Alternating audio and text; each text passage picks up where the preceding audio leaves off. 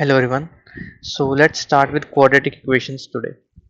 Now this is the quadratic equation, that is y equals ax square plus bx plus c, where a is not equal to 0.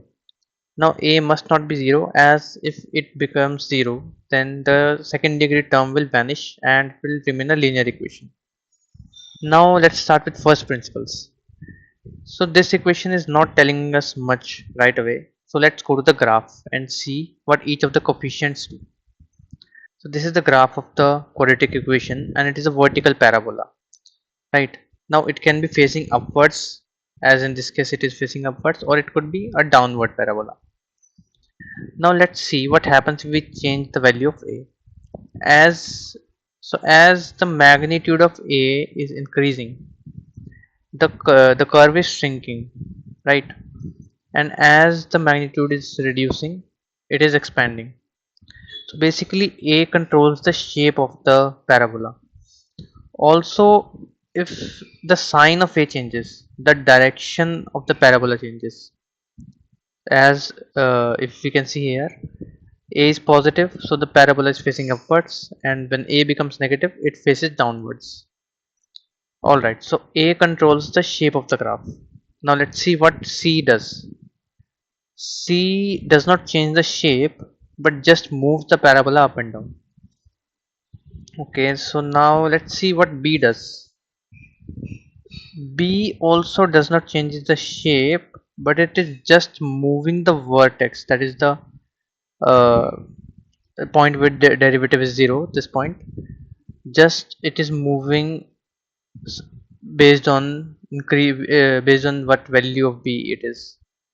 So it just moves the vertex. Okay. So let's write down what we haven't observed till now. That it is a vertical parabola. Secondly, if A is greater than 0, we get an upward shaping parabola like this. If a is less than 0, we get a downward facing parabola. Then the third thing is the point where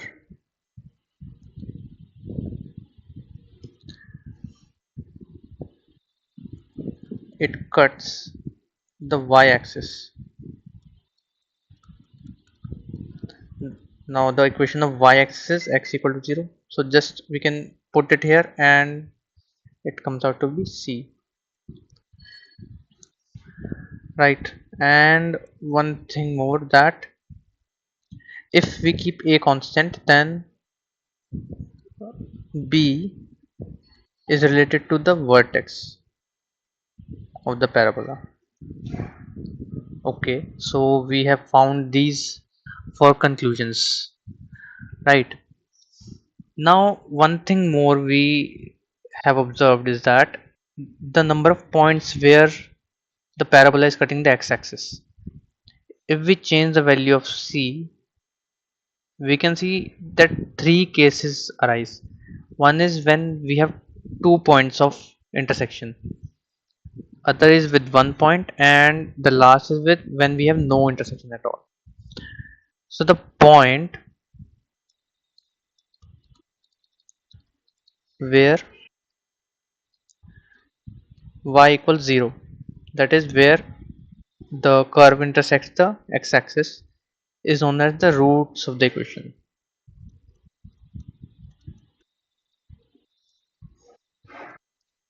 right? And for parabola we have three cases, that are two roots, only one root, or no real root at all. All right, so we have figured out the number of roots that will be there. One thing more that we can figure out is that what this point is. So what the value of this, what are the coordinates of this vertex? Let's see. So where the point where it cuts the x-axis are the roots, and since this parabola is symmetrical around this line, So this means that the vertex is also present on this line. Now this line is the midpoint of these roots. So let's call it x equal to alpha and beta. So this line will be x equal to alpha plus beta by 2, right? So one coordinate of this point is alpha plus beta by 2. So we found the x coordinate, and the y coordinate is simple to calculate. We just need to put this x value in the equation of the parabola and we will get the y coordinate, right? But we don't know what the value of alpha and beta is, so let's try to figure this out, and later we will also figure out how to calculate this sum very easily. Now let's see how we can find the roots of the equation. So to find the roots we have three methods. First one of them is factorization. Now if we have a situation where we can break the coefficient of x into two parts such that its sum is 7 and product is equal to 2 into 3, then we can apply this method. So here 2 into 3 is 6 and 7 can be broken down into 1 and 6. So their product is equal to 6 and their sum is 7. So what we have to do is we have to write it as 2x square plus x plus 6x plus 3. Then what we are getting common out, it is x into 2x plus 1, and here 3 into 2x plus 1. So it is equal to x plus 3 into 2x plus 1 equal to 0. So from here we get x equal to minus 3 and minus 1 by 2. Now let's see the next question. So here we have x square minus 8x plus 15. Now let's see how we can break this minus 8 so that their sum is minus 8 and product is 15. So 15 can be written as 1 into 15 or 3 into 5, and we can see its sum is equal to 8. So let's break this as x square minus 3x minus 5x plus 15. So minus 3 into minus 5 is 15 and their sum is also fine. So let's take x common, x minus 3 minus 5 into x minus 3. So this is x minus 5 into x minus 3 equals 0. Hence we get x equal to 5 and 3. Right. Now you can solve this last one yourself. Just ensure that the product is minus 4 and the sum should be minus 3. The next method is completing the square. So here we try to create a perfect square from this so that we can easily solve for x. So this is equal to 0. Now to complete the square, your first task would be to make the coefficient of x square as 1. So let's divide the complete equation by 2. So this will be x square plus 4x plus 5 by 2 equals 0. Now to complete the square, what we need to do is you need to add and subtract the square of half of the coefficient of x, that is x square plus 4x. Now its half is 2 and 2 square is 4, so add 4 and subtract 4 and this 5 by 2 equals 0. Now this is perfect square, so this is x plus 2 square, and this will be, let's take the LCM, so plus 5 minus 8 by 2 equals 0. This means x plus 2 square equals 3 by 2 and x equals minus 2 plus minus under root 3 by 2. So these are the two roots. Now in this method we can solve any quadratic equation. It may not be factorizable, but using this method we can solve any equation.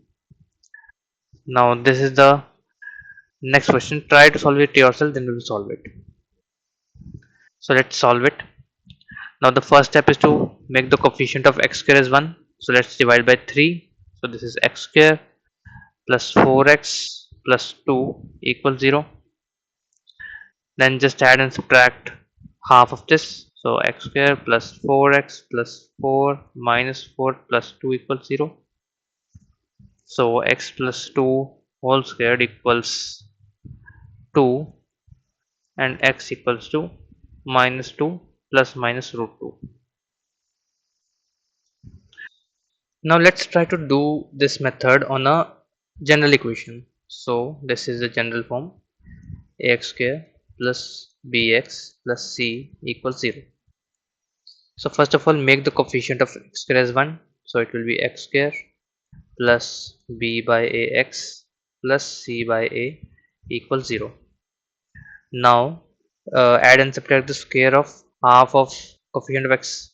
So x square plus b by ax plus b by 2a squared and minus b by 2a squared plus c by a equals 0.